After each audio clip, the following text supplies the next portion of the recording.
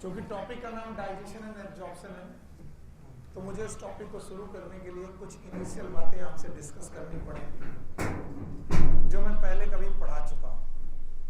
पहला पॉइंट है न्यूट्रिशन। मुझे मालूम है आप सब लोगों को मालूम है what is nutrition. Okay, to attain the nutrient it is known as nutrition. ये कोई डेफिनेशन नहीं है। Nutrition is the procurement or the use of the substances. Procurement of substances for growth, repair, and maintenance of the daily body activity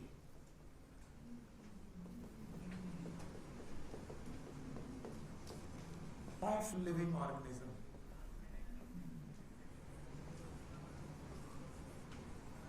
हाँ, बड़ा बड़ा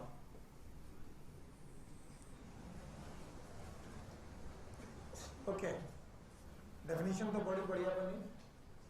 अब हम लोग इसको समझते हैं। हम लोगों ने कहा कि हमारी बॉडी में चल रही है क्या? बोलो, क्या चल रहा है? रिपेयर। और हमारी बॉडी एक्टिविटी चल रही है, जैसे हार्ट पंप कर रहा है, किडनी काम कर रही है, लीवर काम कर रहा है। तो जितने भी बॉडी के ऑर्गन काम कर रहे हैं, इनको काम करते रहने के लिए हमें क्या चाहिए? न्यूट्रिशन।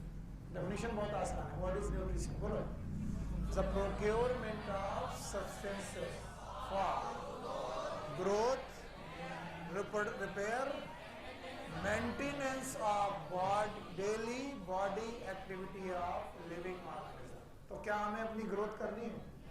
पता नहीं। क्या हमारी बॉडी में रिपेयर होना है? क्या हमारी बॉडी की डेली एक्टिविटी को मेंटेन करना है? इन सब कामों को करने के लिए what we need न्यूट्रिशन। फिर से बोलो। और ये जो न्यूट्रिशन है लकीली दो प्रकार का है जो हम पहले पढ़ चुके हैं, इसलिए आपको समझना पड़ेगा। One is known as autotrophic nutrition. बोलो क्या नाम? Autotrophic nutrition. और दूसरे तरीके का न्यूट्रिशन है हेट्रोट्रॉपिक न्यूट्रिशन।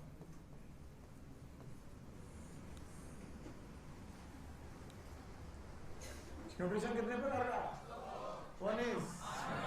दूसरा टर्म अपने आप में डेफिनेशन है, याद रखना इस पूरे चैप्टर में। जूलॉजी बहुत इजी सब्जेक्ट है। टर्म अपने आप में डेफिनेशन है। ऑटो मतलब सेल, ट्रॉपिक मतलब न्यूट्रिशन, जो अपना न्यूट्रिशन खुद कर ले, दे आर ऑटोट्रॉपिक। जो अपना न्यूट्रिशन ना कर पाए, दूसरों से करें।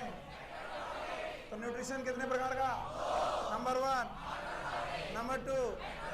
और ऑटोट्रॉपिक न्यूट्रिशन करने वाले लोग करते हैं फोटोसिंथेसिस। फिर से बोलो। और ये एक अलहदा चैप्टर है जो हम लोग पढ़ चुके हैं।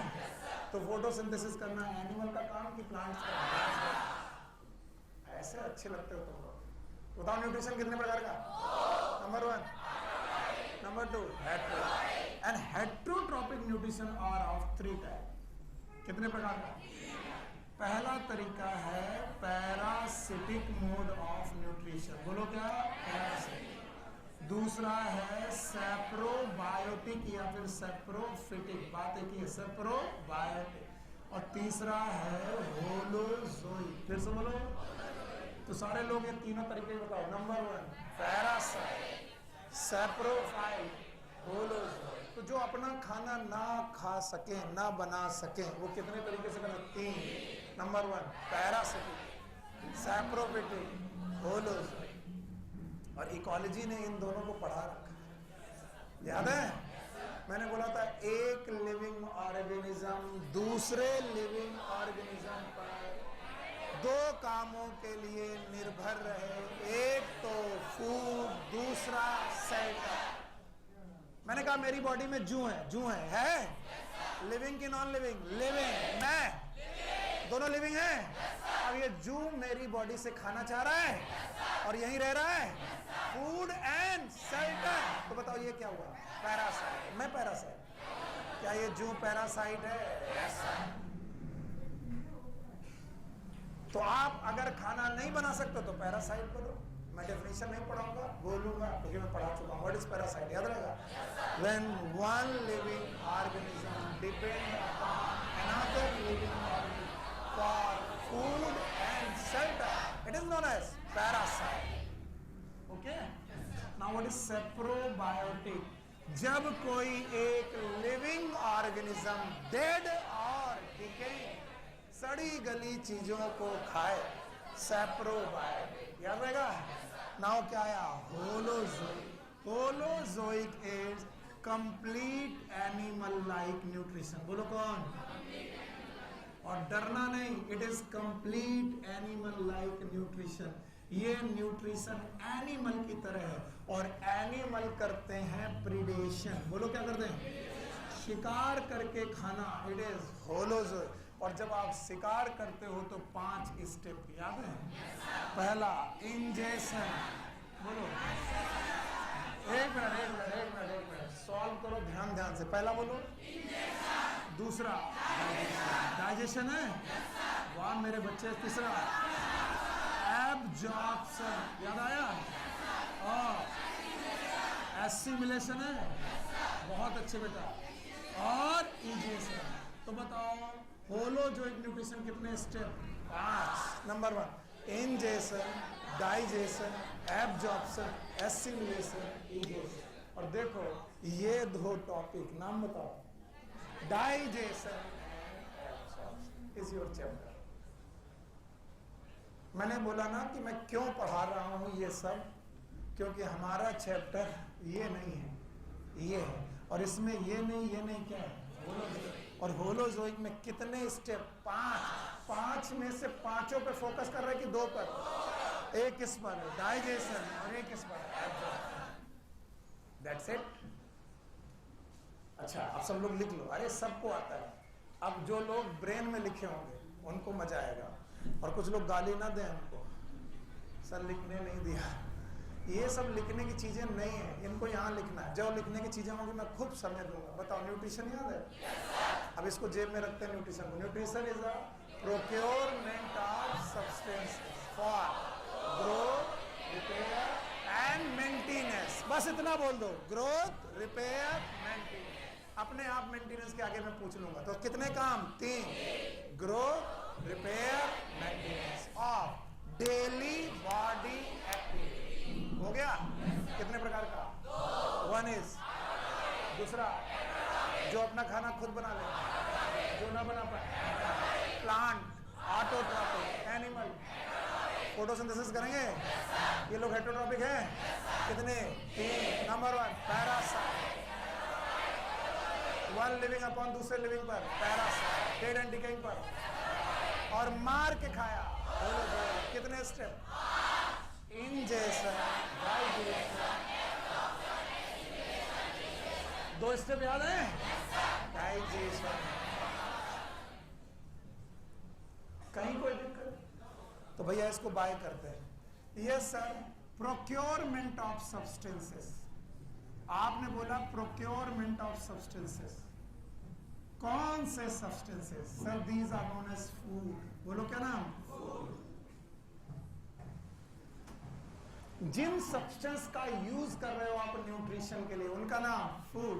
और इन्हीं सब्सटेंस का दूसरा नाम है न्यूट्रिएंट। बोलो क्या नाम?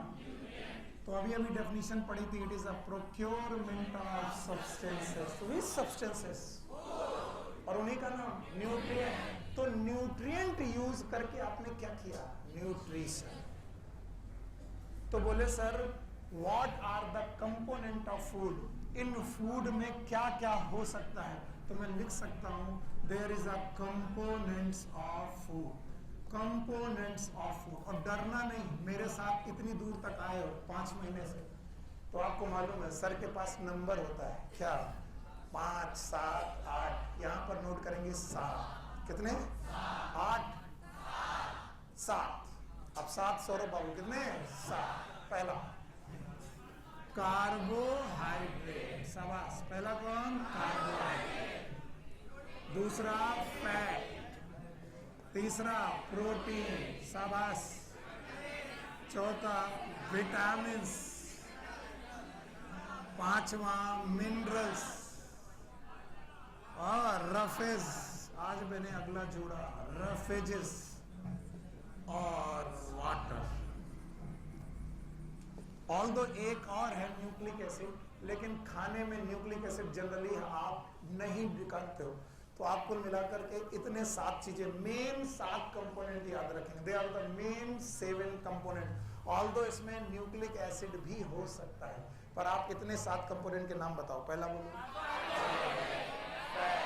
Protein, vitamin. पक्का? अब ध्यान से सुनना। पहले 3 those are carbohydrate, fat and protein. They are known as बायोमैक्रोमोलिक्यूल।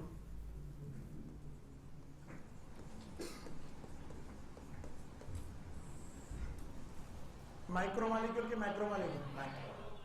And they are known as proximate principle of the food.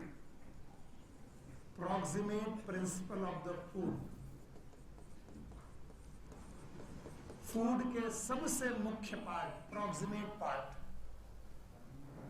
they are known as carbohydrate, fat and protein. And the rest 4 are known as protective principle of the food.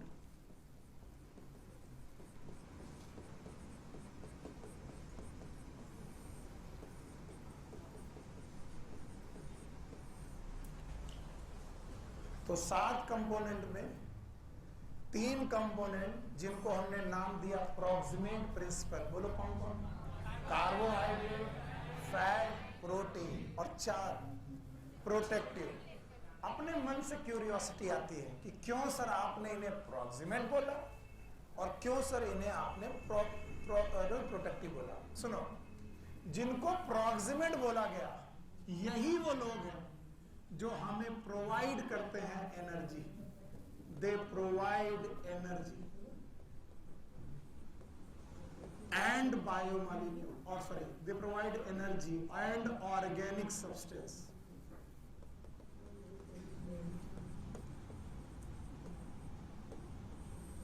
For growth and reproduction, sorry, growth and repair.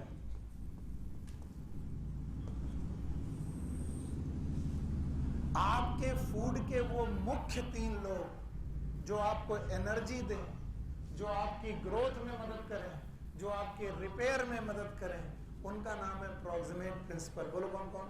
Carbohydrate, fat, protein. लोग कहते हैं इतना मिल जाए तो hunger खत्म हो जाएगी। क्या खत्म हो जाएगी? फिर से बोलो। और ये भी मिल जाए तो हिडन हंगर खत्म हो जाएगी। क्या हो जाएगी? हंगर की हिडन। बिकॉज ये आपको एनर्जी नहीं देते, पर ये आपको इम्यूनिटी प्रोवाइड करते हैं। क्या प्रोवाइड करते हैं? इम्यूनिटी। आपकी बॉडी की इम्यूनिटी आपको देती है प्रोटेक्शन। क्या देती है? Protection.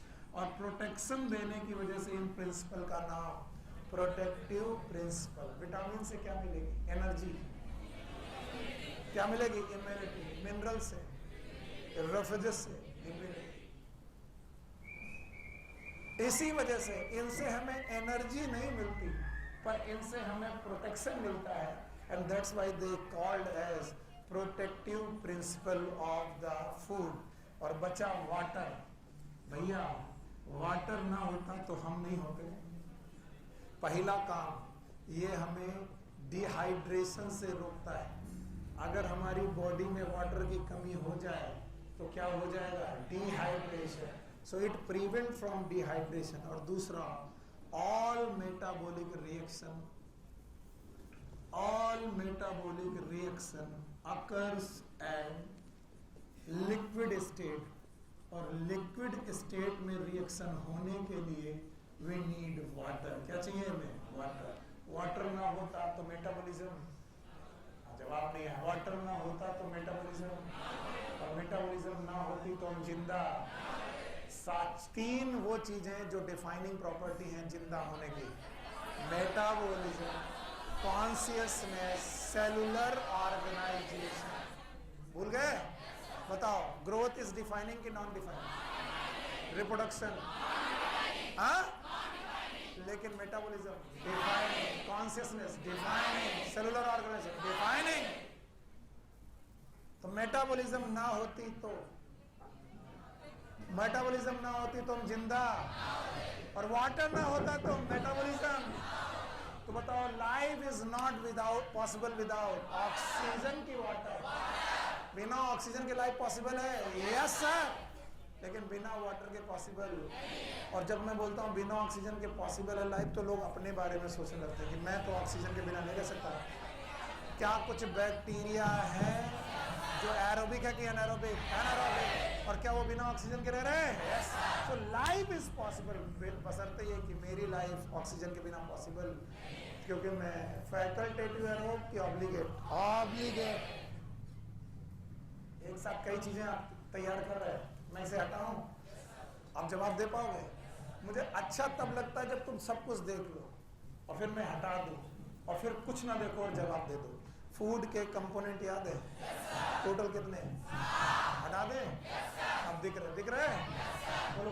Carbohydrate,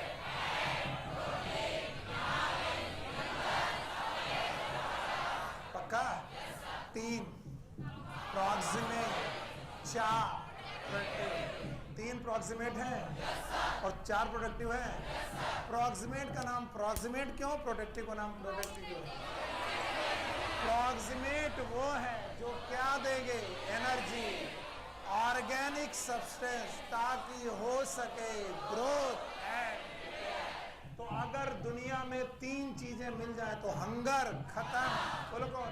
carbohydrate, fat, protein. दाल रोटी मिल जाए तो दुनिया में हंगर खत्म, और साथ में सेब मिल जाए, हिडन हंगर। तो हंगर कितने प्रकार की? 2, एक रियल हंगर और एक हिडन हंगर। तो बताओ, जो प्रोटेक्टिव प्रिंसिपल है उनकी कमी से हिडन हंगर, और जो प्रॉक्सिमेट प्रिंसिपल है हंगर।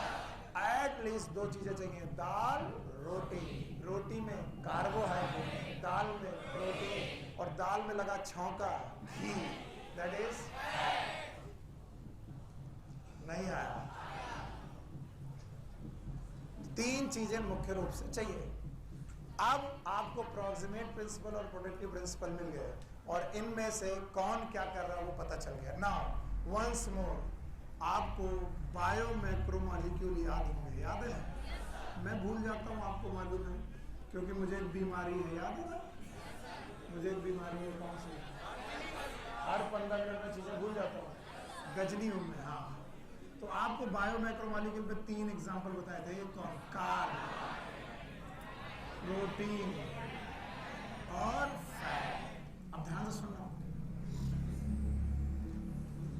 जल्दबाजी किसी चीज की नहीं है। Carbohydrate, protein and fat, they are the complex molecule. Biomolecule पढ़ाते वक्त याद होगा मैंने पढ़ाया था, दे आर मोनोमर की पॉलीमर। अब आधे लोग बोलते हैं बायोमॉलिक्यूल कब पढ़ाया था? मैंने पढ़ाया था, आप नहीं आए थे। बायोमॉलिक्यूल पढ़ाया था। 2 प्रकार के लोग थे, एक मोनोमर और एक, तो ये मोनोमर है कि पॉलीमर? तो ये सिंपल है कि कॉम्प्लेक्स? कॉम्प्लेक्स। और कॉम्प्लेक्स होने की वजह से नॉन एब्जॉर्बेबल है, इन्हें एज सच एब्जॉर्ब नहीं किया जा सकता। और ये इनसॉल्युबल है, क्योंकि ये बहुत बड़े बड़े कंपाउंड है, और बड़े बड़े कंपाउंड होने की वजह से सॉल्युबल की इनसॉल्युबल। तो बोलते हैं कार्बोहाइड्रेट, प्रोटीन, फैट, इनसे हमें एनर्जी मिलेगी तो, लेकिन मिलेगी तभी जब ये सेल में एब्जॉर्ब हो सके। सेल में, और ये एब्जॉर्ब हो पाएगा कि नहीं? नहीं। याद रखना, हमें एक ऐसा कंपाउंड चाहिए जो सिंपल हो, ऐसा कंपाउंड चाहिए जो एब्जॉर्बेबल हो, जिसे एब्जॉर्ब किया जा सके। ऐसा एक कंपाउंड चाहिए जो क्या हो? सॉल्युबल। पर भैया ये कैसे? ये कैसे? Non absorbable. ये कैसे? तो there must be one process, there must be, जो कॉम्प्लेक्स को किस में बदल दे? सिंपल। नॉन एब्जॉर्बेबल को एब्जॉर्बेबल, इनसॉल्युबल को soluble. and that process is known as digestion. That process is known as digestion.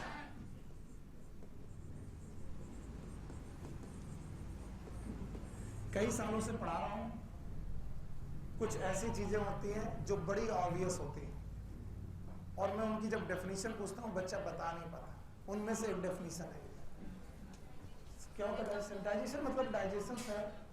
तो क्या होता है डाइजेशन? डाइजेशन मतलब डाइजेशन सर।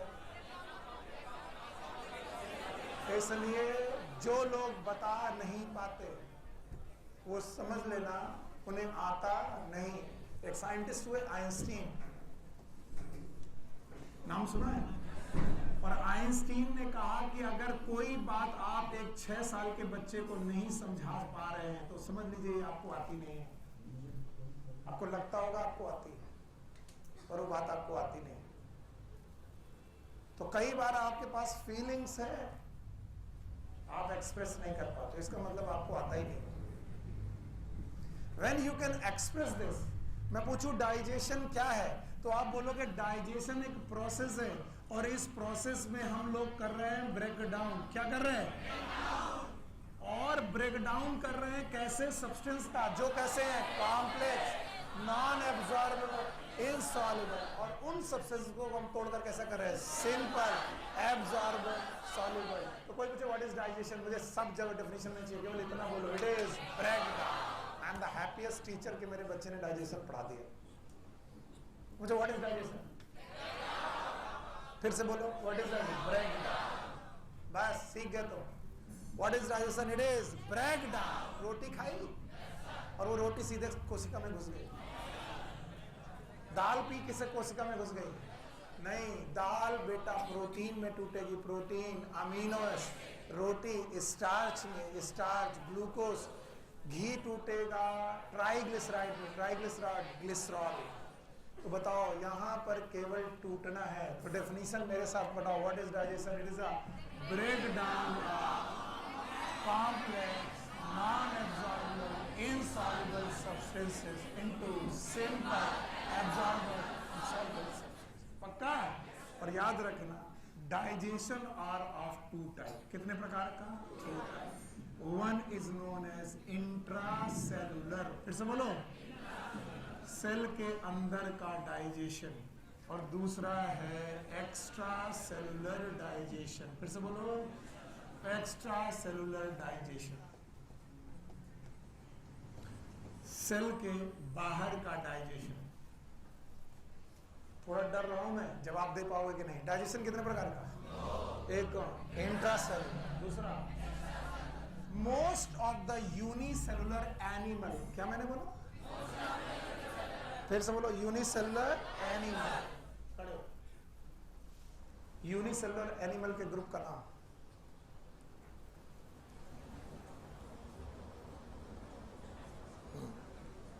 क्यों पता होना चाहिए?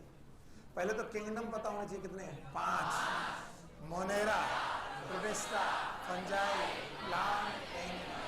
प्लांट में एनिमल है, फंजाई, फंजाई है, ठीक है। प्लांट, प्लांट है, फंजाई, फंजाई। अब बचा मोनेरा, प्रोटिस्टा, एनिमल। पक्का? Animal is multi cellular, animal is. अब कौन बचा? Monera, protista. अब यूनिसेलुलर एनिमल या तो मोनेरा या तो प्रोटिस्टा। मोनेरा बैक्टीरिया है, मोनेरा बैक्टीरिया। बचा कौन? प्रोटिस्टा। प्रोटिस्टा कितने? 5। याद है? ट्राइसोफाइटा, डाइनोप्लाज्मिक, स्लाइम मोल्ड, यूग्लिना, प्रोटोजोआ। पता था। बैठो, डरो नहीं, डरो नहीं, मैं ऐसे डराता रहता हूं। डरना बिल्कुल नहीं है। अरे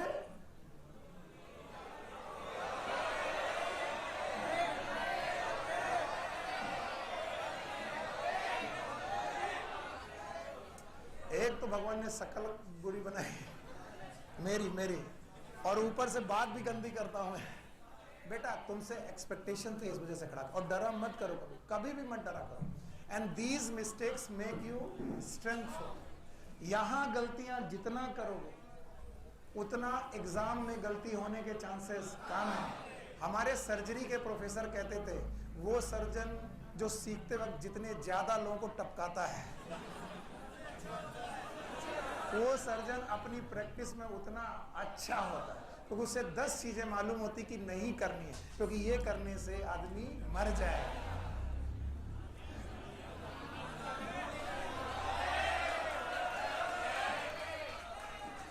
बिटिया,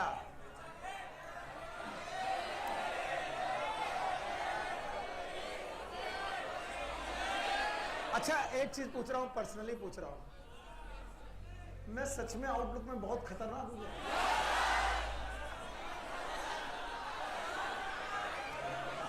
मैंने अक्सर देखा है, मतलब छोटे बच्चे हैं, अगर मैं उन्हें गोद लेना चाहूंगा तो मुझसे देखकर मुझे रोने लगते हैं।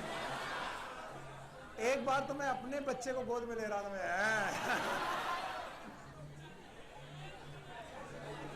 तब से मैं जान गया हूं कि मैं बहुत फेरोसियस हूं, मैं खतरनाक हूं।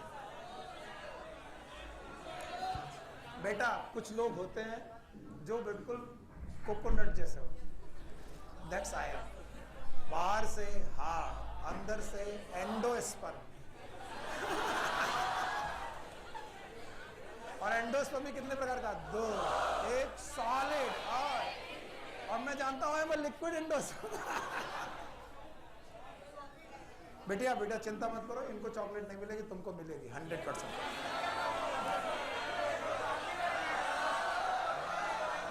शोर मचाने से कुछ नहीं होगा, पहले एक एक थप्पड़ खा के रो सब लोग, तब चॉकलेट मिलेगी। बेटा, क्लास बर्बाद हो रही, you are wasting your time. अभी मैंने बोला प्रोटोजोआ, बोलो कौन? प्रोटोजोआ। और प्रोटोजोआ का एक मेंबर है अमीबा, बोलो कौन? अमीबा। अजीब कमाल का आदमी है, इसने फूड देखा, क्या देखा? फूड। इस फूड की एंडोसाइटोसिस, क्या की? एंडोसाइटोसिस। इसने अपनी प्लाज्मा मेम्ब्रेन को डिप्रेस किया और फूड उसमें आ गया, और फूड वैक्यूल बना। क्या बना? Food vacuole. और ये फूड वैक्यूल अंदर आ गया। बताओ ये इसके अंदर क्या पड़ा हुआ है? फूड। और फूड करने अंदर आने के लिए प्रोसेस का नाम एंडोसाइटोसिस। फिर से बोलो, सेल के अंदर, it is known as endocytosis. फिर से बोलो, अगर सॉलिड हुआ तो फैगोसाइटोसिस, सॉलिड हुआ तो लिक्विड हुआ तो पिनोसाइटोसिस। तो बताओ, जब भी यूनिसेलुलर ऑर्गेनिज्म खाना खाएगा तो उसका नाम एंडोसाइटोसिस। सॉलिड चीज खाया तो, लिक्विड चीज तो, क्या खाना फूड वैक्यूल में आ गया? और फूड वैक्यूल को देखकर लाइसोसोम, याद आया? लाइसोसोम आगे बढ़े। क्या लाइसोसोम में डाइजेस्टिव एंजाइम है? डाइजेस्टिव एंजाइम है, और डाइजेस्टिव एंजाइम से डाइजेस्ट किए सेल के बाहर की सेल के अंदर। Digestion is by enzyme always, याद रखना, हमेशा एंजाइम की मदद से होगा, कभी कभी सेल के अंदर। तो यूनिसेलुलर ऑर्गेनिज्म ने अपना डाइजेशन सेल के अंदर किया। किसके अंदर किया? सेल के अंदर। मेगा पढ़ो, पोरीफेरा का डाइजेशन, सीलेंटेटा का डाइजेशन, दोनों बताओ कैसा है? इंट्रासेलुलर। यस, पोरीफेरा का इंट्रासेलुलर, प्रोटोजोआ का इंट्रासेलुलर, पोरीफेरा का इंट्रासेलुलर, सीलेंटेटा का दोनों है एक्स्ट्रा सेलुलर एंड इंट्रासेलुलर। पहली बार डाइजेशन को एक्स्ट्रा सेलुलरी किसने किया? प्लैटीहेल्मिन्थेस। फुली कौन? प्लैटीहेल्मिन्थेस। और इसलिए उन्हें सिस्टम बनाना पड़ा। नाम बताओ? Digestive system. कंप्लीट की incomplete? Incomplete digestive system, platyhelminthes. देखिए एक चीज दूसरे से कैसे जुड़ी। जब भी आपने डाइजेशन सेल के बाहर करने की कोशिश की, सेल के इसका नाम एक्स्ट्रा सेलुलर। इसका मतलब आपने एंजाइम सेल में रखे कि सेल के बाहर, और अब आपको बेटा सिस्टम बनाना पड़ा। That system is known as digestive system. बोलो क्या नाम है? डाइजेस्टिव। तो जितने लोग इस दुनिया में डाइजेस्टिव सिस्टम क्रिएट कर पाए उन लोगों ने डाइजेशन इंट्रासेलुलर किया कि extra cellular, and it all started totally from the platyhelminthes, and we are the coelenterata, we are the chordata. तो हम प्लैटीहेल्मिन्थिस के पहले की बात में, इसका मतलब हमारा डाइजेशन एक्स्ट्रा सेलुलर, और हमारे पास क्या होना चाहिए, डाइजेस्टिव सिस्टम। और बोलते हैं digestive system having the two things, only two things. किसी भी डाइजेस्टिव सिस्टम में दो चीजें होती हैं, एक का नाम है एलिमेंट्री कैनाल, फिर से बोलो एलिमेंट्री कैनाल, और दूसरे का नाम है एसोसिएटेड ग्लैंड्स, फिर से बोलो एसोसिएटेड ग्लैंड्स। प्लीज टॉपिक को मदद करके आगे बढ़ाओ। बताओ डाइजेशन कितने प्रकार का, दो, वन इज इंट्रासेलुलर, दूसरा यूनिसेलुलर एनिमल, ऑर्गेनिज्म नहीं, यूनिसेलुलर एनिमल, क्योंकि बैक्टीरिया यूनिसेलुलर है लेकिन वो इंट्रासेलुलर डाइजेशन, क्यों, बैक्टीरिया है सेप्रोबायोटिक, क्या है, वो होलोजोइक न्यूट्रिशन नहीं करे। हेटेरोट्रॉपिक न्यूट्रिशन कितने प्रकार का, तीन, पैरासिटिक, सेप्रोबायोटिक, होलोजोइक। और हम क्या पढ़ रहे हैं, होलोजोइक। होलोजोइक के कितने स्टेप, 5, बोलो, ingestion, digestion, absorption, assimilation, egestion, और पूरे डाइजेस्टिव सिस्टम में किसमें ये 5 बातें होंगी। कितनी बातें, 5, बोलो, इंजेशन, डाइजेशन, एब्जॉर्प्शन, एसिमिलेशन। उनमें से 2 बातें हम डिटेल में पढ़ने आए हैं, डाइजेशन और डाइजेस्टिव सिस्टम। पढ़ने के लिए तुम्हें कितनी चीजें चाहिए, 2। Number 1 alimentary canal. बोर्ड में जो कुछ है आप अगर बता देते हैं तो मेरा काम बन जाएगा। पहली बात बताओ, कॉम्प्लेक्स मॉलिक्यूल जो होते हैं उनकी 3 property, complex, non absorbable, insoluble, और ये एज इट इज यूज हो जाएगा, यूज नहीं, पक्का। इनको तोड़ना पड़ेगा, किसमें, सिंपल, एब्जॉर्बेबल, सॉल्युबल सब्सटेंस में। इसके लिए एक प्रोसेस चाहिए, प्रोसेस का नाम डाइजेशन। कितने प्रकार का, 2, one is intracellular, extracellular. Unicellular animal, they will intracellular, unicellular animal is protozoa, पूरा प्रोटोजोआ कैसा करेगा, इंट्रासेलुलर डाइजेशन। और हम लोग मल्टीसेलुलर लोग हैं, और हमारे पास कैसा डाइजेशन, एक्स्ट्रा सेलुलर, इंट्रा के एक्स्ट्रा, और एक्स्ट्रा सेलुलर सिस्टम करने के लिए सिस्टम का नाम digestive system. Thank you very much, आपने बहुत इत्मीनान धैर्य के साथ मुझे सुना। अब आपकी बुक का दूसरा पैराग्राफ चालू होता है। इतनी देर में मैं केवल पहला पैराग्राफ तो कर पाया। एनसीईआरटी देखते रहिए, एनसीईआरटी में दूसरा पैराग्राफ क्या लिखा हुआ है, डाइजेस्टिव सिस्टम। कितने पार्ट हैं, 2।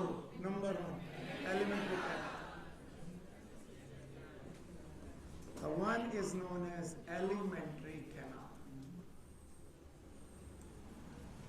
the second is known as associated glands,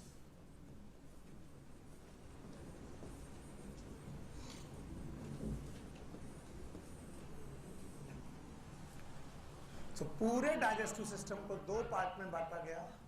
one is known as alimentary canal, another one is known as digest, sorry associated. मैं एसोसिएटेड ग्लैंड को अभी थोड़ी देर के लिए रोकता हूं और एलिमेंट्री कैनाल की तरफ चलता हूं। बोलते हैं elementary canal is a tube, ये एक ट्यूब है। और जब मैं ऐसे बनाता हूं, बहुत सारे स्टूडेंट और बहुत सारे टीचर मेरी इस बनावट पर हंसते हैं। आप मत हंसिएगा क्योंकि आप मेरे स्टूडेंट हो, बाकी जो हंस रहे हंसने दो। That's the simple ray diagram of the elementary canal. आपको लगेगा इतना सिंपल कैसे हो सकता है, पहले इतना सिंपल सीखो फिर कॉम्प्लेक्स सिखा दो। बोलते हैं किसी भी एलिमेंट्री कैनाल को ट्यूब बोलेंगे। जब भी मैं पूछूं, अगर आपको अपनी बॉडी में एक ट्यूब लाइक स्ट्रक्चर दिख जाए विथ 2 ओपनिंग, विथ 1 ओपनिंग की 2 ओपनिंग, प्लैटीहेल्मिन्थेस में 2 की 1, पक्का। कंप्लीट कब माना जाएगा, जब 1 ओपनिंग की 2। पहली opening is known as anterior opening. जल्दबाजी में मत रहो, मैंने कहा था पेशेंस रखो, माउथ है मुझे मालूम है, तुमको भी मालूम है, बोलो एंटीरियर। और इस वाली का नाम पोस्टीरियर। दो ओपनिंग मिली आपको, एक कौन सी, एंटीरियर और एक posterior. Anterior opening is known as mouth, फिर से बोलो, and posterior opening is known as anus. अब मुझे एलिमेंट्री कैनाल की डेफिनेशन चाहिए, आपको आती है, अच्छी बात है, नहीं आती हो तो ट्राई करिए। What is alimentary canal? It is a tube with to opening. Anterior is known as mouth, posterior is known as anus, and it is divided into three parts. How many parts? Three parts. Puri alimentary canal, it is divided into three parts. One is known as foregut, another one is known as midgut, and the third one is known as hindgut. अभी मैं gland वाला portion हटा दे रहा हूं, पर जवाब देना पड़ेगा। यस, बोलिए। एलिमेंट्री कैनाल को डिफाइन करने के लिए आपको क्या पढ़ाना पड़ेगा? Alimentary canal is full digestive system? No, full digestive system is one thing और two thing. One is alimentary canal, दूसरा एसोसिएटेड। मैंने क्या नहीं पढ़ा है, अभी मैं क्या पढ़ा रहा हूं? Alimentary canal. क्या एक ट्यूब है जिसकी दो ओपनिंग है, एक एंटीरियर एक पोस्टीरियर। एंटीरियर ओपनिंग का नाम माउथ, पोस्टीरियर का नाम एनस, और एंटीरियर से पोस्टीरियर ओपनिंग के बीच में आपको तीन पार्ट मिले। नंबर वन फोरगट, मिडगट, जिसका रफ आइडिया, रियल आइडिया, हाँ, अब रफ आइडिया में लिख रहा हूं, इसका मतलब it is not the exact idea. Exact जब तक मैं पढ़ा नहीं लेता तब तक नहीं बता पाऊंगा। रफ आइडिया, फोरगट में टोटल 4 पार्ट। पहला बक्कल चैम्बर, कई बार इसे ओरल कैविटी के नाम से जानेंगे। दूसरा फेरिंग्स, ओके, फेरिंग्स। तीसरा ईसोफेगस, बड़ा बड़ा। फोरगट, पहला बक्कल चैम्बर,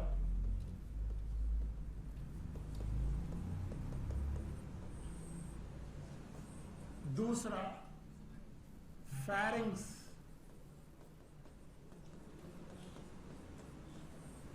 तीसरा ईसोफेगस, चौथा stomach. All of them are the part of foregut. Even the small intestine का कुछ पार्ट foregut में आता है। मैं बोल दे रहा हूँ ऑनलाइन, फिर से सुन लो। स्मॉल इंटेस्टाइन का भी कुछ पार्ट फोरगट में आता है, लेकिन that will the exact idea. अभी मैं क्या पढ़ा रहा हूँ? Rough idea. तो रफ आइडिया में टोटल कितनी चीजें हैं? 4। बोलो कौन? Buccal chamber, pharynx, oesophagus, stomach. अब क्या है? मिडगट। मिडगट का रफ आइडिया है टोटल स्मॉल इंटेस्टाइन। ये रफ आइडिया है जिसमें 3 पार्ट, डियोडेनम, जेजनम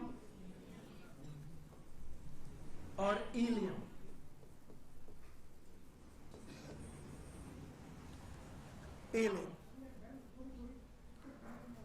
एंड हाइंड गट का rough idea, exact idea, rough idea, it is large intestine.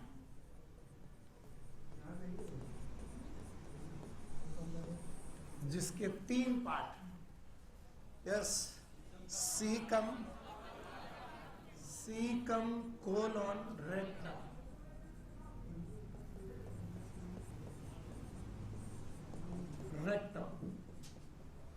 और भूलना मत, शुरुआत फोरगट से हुई है, तो इसकी ओपनिंग का नाम माउथ, अंत हाइंड गट से हुआ है, तो इसकी ओपनिंग का नाम एनस।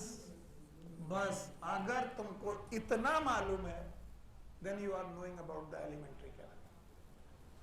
कभी एलिमेंट्री कैनाल में लीवर का नाम मत लेना, पैनक्रियास का नाम मत लेना, सलाइवरी ग्लैंड का नाम मत लेना। याद रखना, these gland are associated gland. So alimentary canal में लीवर, पैनक्रियास है नहीं, हाँ डाइजेस्टिव पार्ट का पार्ट है एसोसिएटेड ग्लैंड। सो जहां तुम्हें ट्यूब दिख जाए वो ट्यूब पूरी की पूरी क्या कहलाएगी? एलिमेंट्री। अब मुझे लगता है कि बोर्ड में जो कुछ लिखा है तुमने कक्षा 6 से 5 से पढ़ना चालू किया था, तो ये तुम्हें लिखने की जरूरत नहीं। चलो जवाब दो, व्हाट इज एलिमेंट्री का नाम है? वन ओपनिंग की टू, एक कौन? एंटीरियर, एक पोस्टीरियर। एंटीरियर ओपनिंग का नाम पोस्टीरियर एनस। इस पूरी ट्यूब को कितने पार्ट में? 3, फोरगट, मिडगट, फोरगट में कितने part? 4, buccal chamber, pharynx, oesophagus, stomach, midgut, small intestine, duodenum, jejunum, ileum, hindgut, large intestine, caecum, colon, rectum. Exact idea, that is a rough idea. Now we are going to deal with the mouth and buccal chamber. So we are going to study about the oral cavity or the buccal chamber.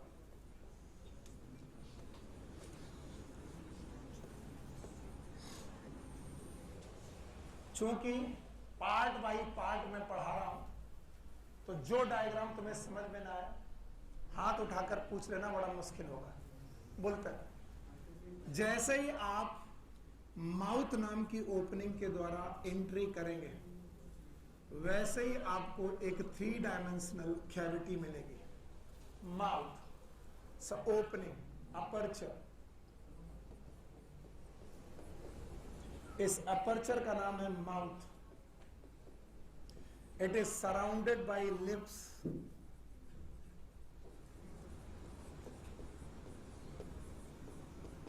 Lips. There are 2 type of lips, upper lip and lower lip. इतना सब पढ़ाने की जरूरत नहीं थी, फिर भी आपको मालूम है।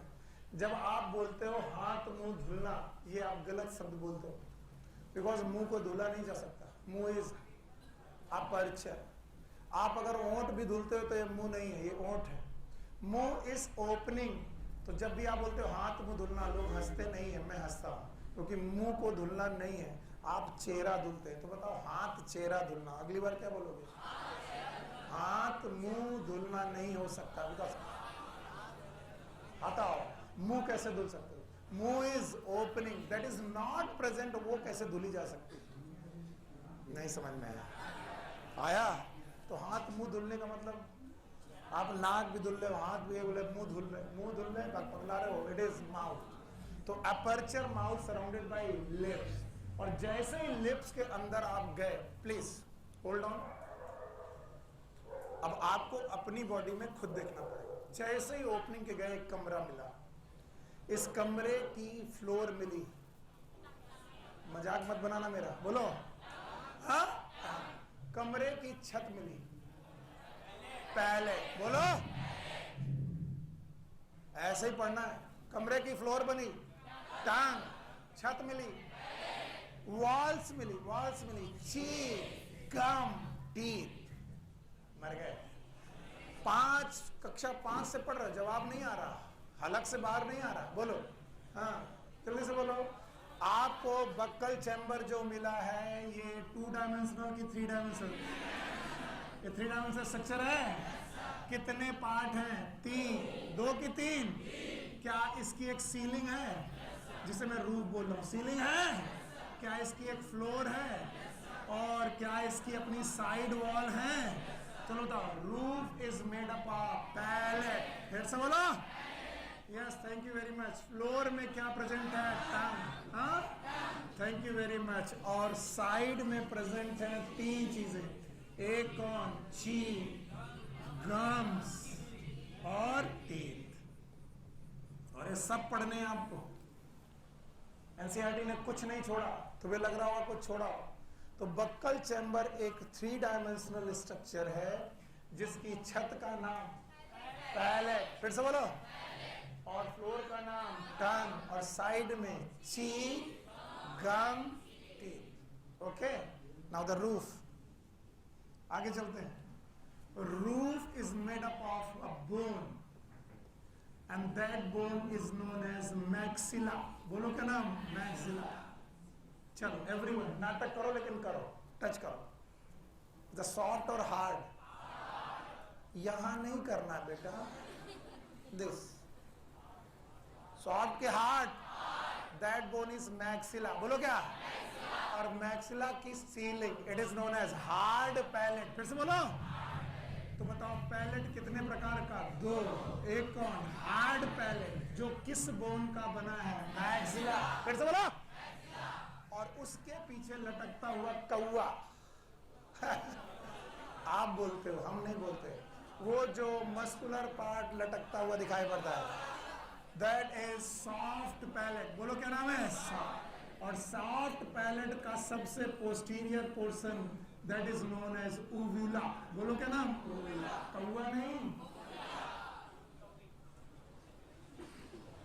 कभी नहीं देखा जब कोई मुंह फाड़ के बत्तीसी फाड़ के हंसता है तो वो कौवा लटकता हुआ दिखाई पड़ता है, दैट लटकता हुआ कौवा is the part of soft palate. तो पैलेट कितने प्रकार के, वन इज हार्ड, दूसरा सॉफ्ट। अभी अभी सब लोग टंग घुमाएंगे अपनी सॉफ्ट पैलेट तक ले जाएंगे, कहीं पर बाउंड्री दिख रही है, बोन कहीं पर खत्म हो रही है, और फिर नीचे सॉफ्ट सॉफ्ट दिखाई पड़ रहा है, बोन तक है कैसा, हार्ड पैलेट, और उसके पीछे सॉफ्ट पैलेट, और लटकता हुआ पार्ट ऊवुला।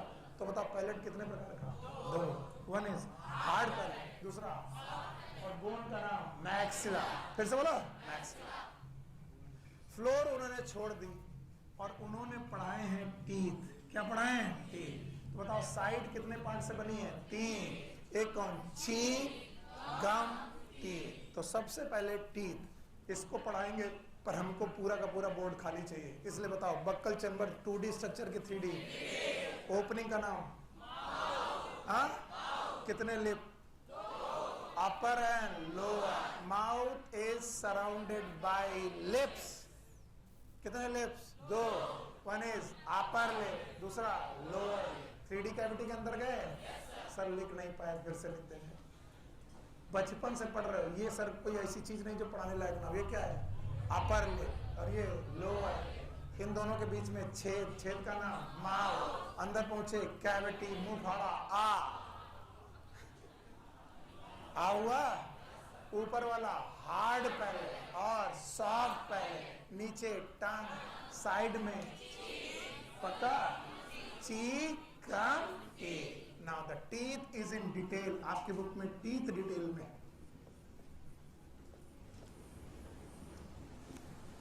किसी भी एक टूथ का स्ट्रक्चर जब भी आप देखेंगे, it have two main portion, one is known as root, another one is known as crown। किसी भी दांत के दो मुख्य पोर्शन होते हैं, एक का नाम रूट, दूसरे का नाम crown. The root portion is lodged in a bony socket, bony socket,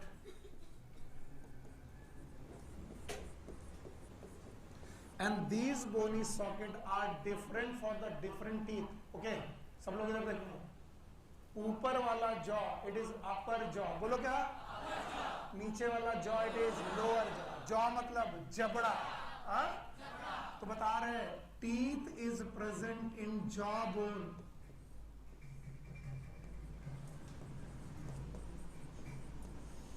थोड़ी थोड़ी चीजें हैं, सीख लो, आगे बढ़ो।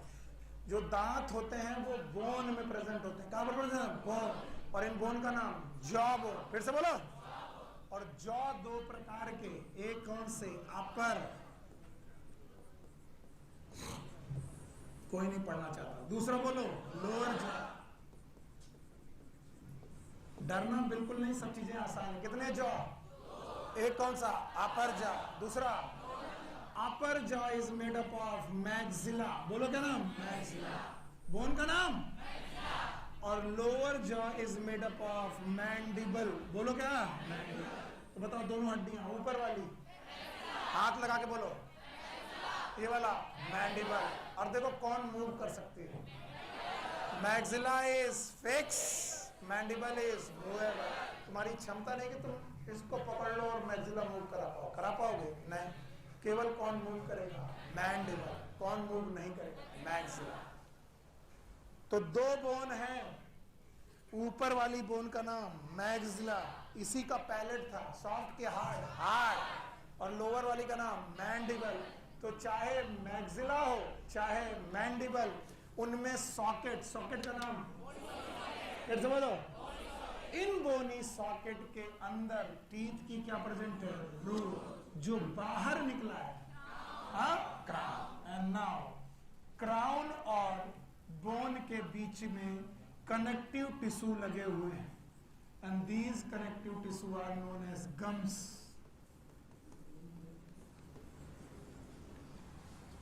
These are known as gums.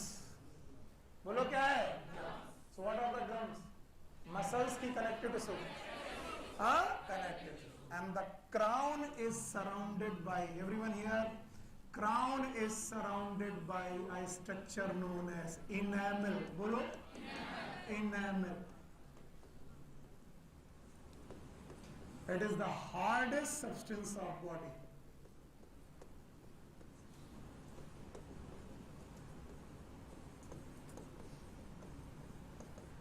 Body का सबसे हार्डेस्ट सब्सटेंस है enamel.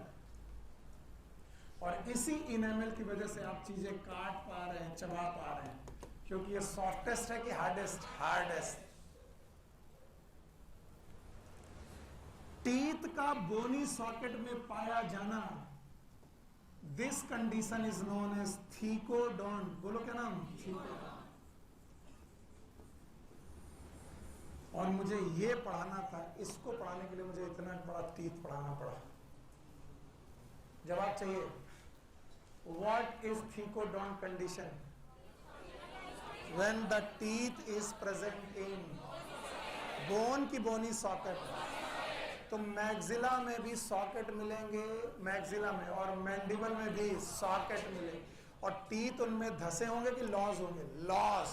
यानी सॉकेट उनको वेल प्रोटेक्शन से पकड़ के बैठी है, और उस सॉकेट के अंदर कौन है? टीथ का क्राउन की रूट, जो बाहर निकला है, क्राउन, और क्राउन के ऊपर इनेमल। फिर से बोलो, और इनको सराउंड करने के लिए कनेक्टिव टिश्यू, नाम बताओ, और गम्स इज मसल और connective tissue, connective tissue. And one thing more, the teeth is made up of protein known as dentin. बोलो क्या नाम? But it is surrounded by a substance known as enamel, and enamel and dentine is same thing कि different? Different. दांत के सबसे ऊपर dentin है कि इनेमल? तो जो आप देख रहे हैं ये क्या है? इनेमल। उसके नीचे डेंटिन। तो आपको जो दिख रही है वो क्या है? डेंटिन की इनेमल? इनेमल। सॉफ्टेस्ट की हार्डेस्ट? और दांत का सॉकेट में पाया जाना, क्या ये थीकोडोंट है? Yes sir. अब देखें कितने लोग बता पाएंगे। हटा दें इसे? चलो भाई, टीथ को कितने मेन पार्ट में बांटा गया? दो। वन इज रूट, दूसरा जो हड्डी के अंदर है, जो बाहर है, हड्डी में धसा है। गलत बात, हड्डी में धसा क्या वेल प्लेस्ड है? सॉकेट है। सॉकेट में पाया जाना, इट इज थीकोडोंट। फिर से बोलो। तो कभी कोई पूछे व्हाट इज थीकोडोंट कंडीशन, बता पाओगे? When the teeth is present in bony socket, it is known as thecodont. तो रूट के अंदर, सॉरी, बोन के अंदर रूट, बोन के बाहर क्राउन, क्राउन के ऊपर enamel, teeth is made up of protein, dentin. फिर से बोलो, डेंटिन। हटा दें। और ऐसे दांत 4 प्रकार के पाए जाते हैं हमारे पास, 4 टाइप्स। 4 तरीके के दांत हमारी बॉडी में है। One is known as incisors, दूसरे का नाम है कैनाइन्स, तीसरे का नाम है प्रीमोलर, और चौथे का नाम है मोलर।